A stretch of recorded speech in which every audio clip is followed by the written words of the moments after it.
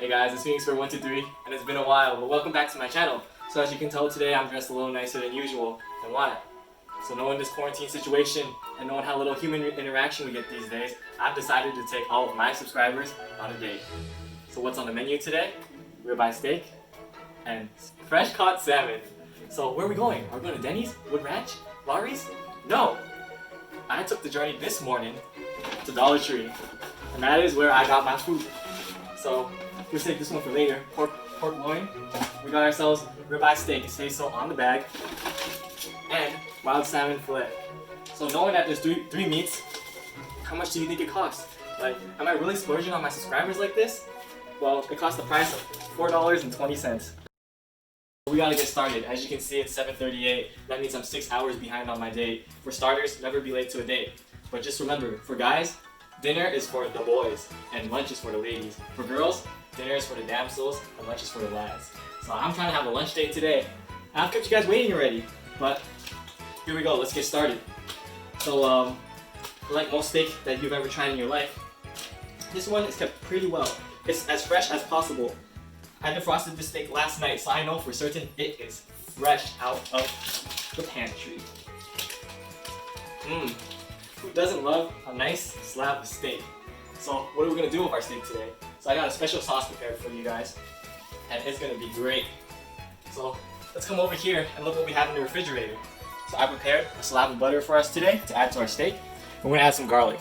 But I know garlic isn't really a household item. It's hard to find clove garlic out there in your refrigerator or in the supermarket during this quarantine, so we're gonna use minced garlic instead. So for this one, we're just gonna have a little bit of butter, and we're gonna take a spoon, and we're gonna add a little bit into the bowl. So we're gonna make a garlic and butter steak today. We're gonna top it off with a little bit of parsley. So a common problem that you have with steak is sometimes it comes really juicy. The fresher, the more juice it has. That's how the hallmark for telling if a steak is fresh or not is how much juice comes out of it. So you're going to want to dry it, pat it down a little bit, make sure you get rid of the excess fluid, but let your date know that it was running wet, so they know you got them the good stuff. Alright, so we got our spoon, we got the butter, we're gonna mix it together, and then we're gonna get our seasoning. My brother, he always tells me that I don't use enough salt or enough pepper on my food, so I'm gonna take a little bit of his advice. Today's a date, so this is an important one. We got a little bit of pepper, a little bit of salt,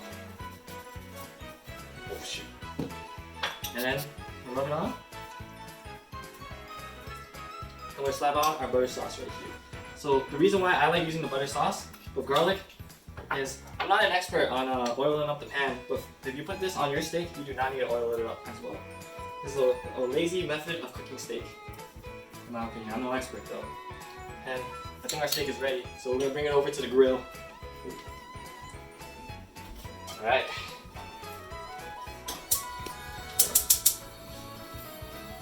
So just like every steak, you gotta make sure it's cooked to perfection. I'm going to wash my hands real quick.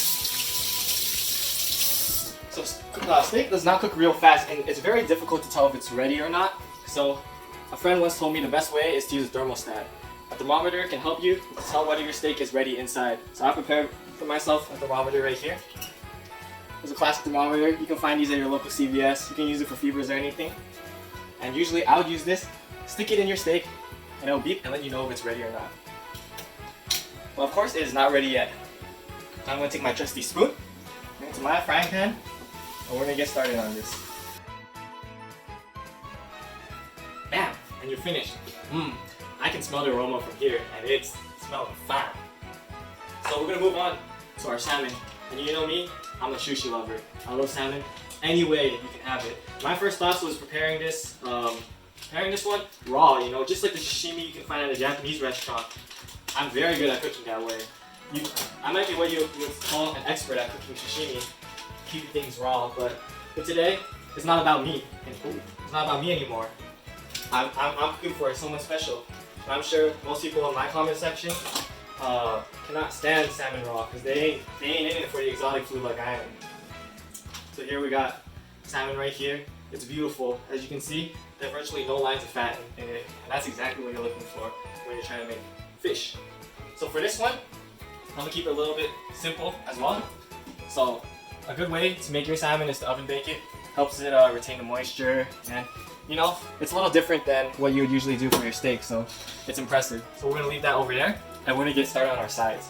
Because everybody knows just the main dish isn't enough. You're here to impress. So the first thing we're gonna make is a little bit of hash brown for our steak. So here's how you make hash brown.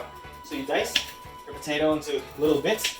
Make sure to use a very sharp knife, because a dull knife can be a huge problem for you.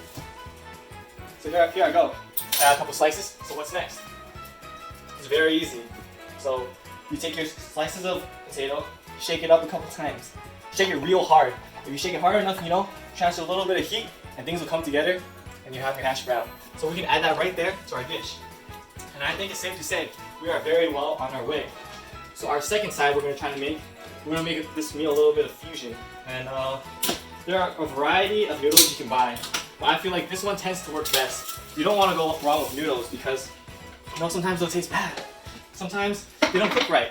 So I think this brand is the best. Anyone would love themselves some of this noodles. And this one is very easy to make as well.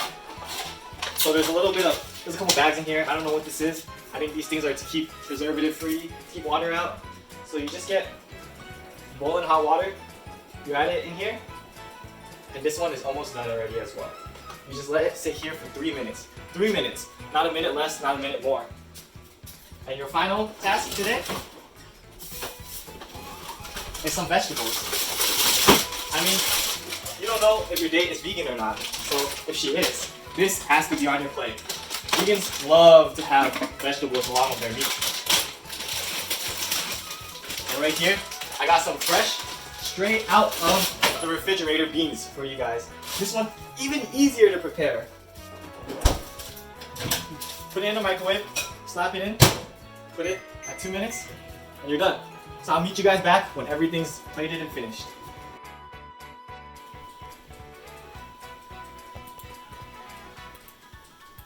Alright, for my subscribers, I invite you to our delayed date. And here we go. Here's your appetizer.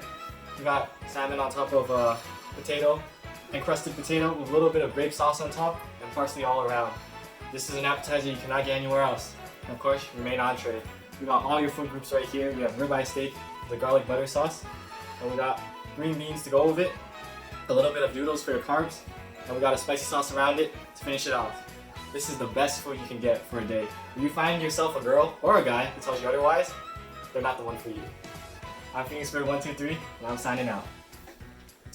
Alright guys, I'm just kidding. So, obviously, going to Dollartree isn't the best place for a date, but I did think it would be interesting to try out all these different types of food that they have at Dollartree. So I'm putting my body on the test for you guys today, and I'll let you know how it tastes. So the first thing I got was the sirloin pork loin. I think it's cooked all the way through.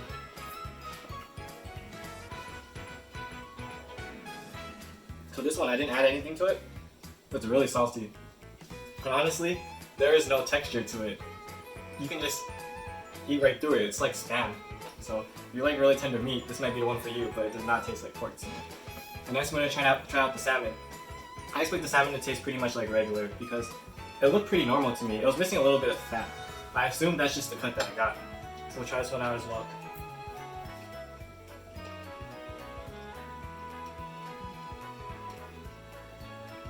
Have you ever had fish cake before? This one's a little bit like fish cake. It's a very hard texture, a little bit like tofu. It's very, very firm, and there is no fat flavor, but it does taste like fish. I think I can live with this one. This one I can't. The salmon seems a little bit okay. And of course, the final one, the one that I seasoned, we'll see how this one tastes like. Unlike the other two, this one claimed to be rib eye steak. And rib eye means it's from a certain part of the cow. But that's kind of hard to believe for a steak found in the dollar store. So I'll try this one out. Everything's very rough as I'm cutting it.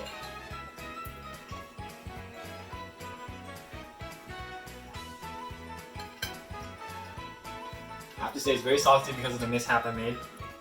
But this one tasted the most like an actual piece of meat compared to everything else.